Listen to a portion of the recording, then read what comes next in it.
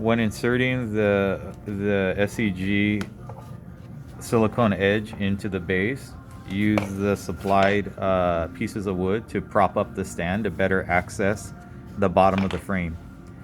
It'll make it a lot easier to get your fingers in there to push in the strip into the edge of the frame versus having the frame flat on the floor.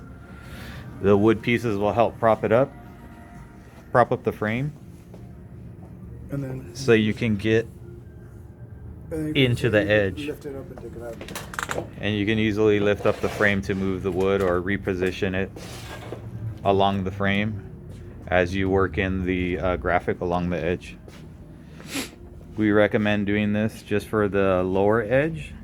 It's not necessary to have the wood in place when applying the top edges or the side edges. Primarily just for the bottom edges.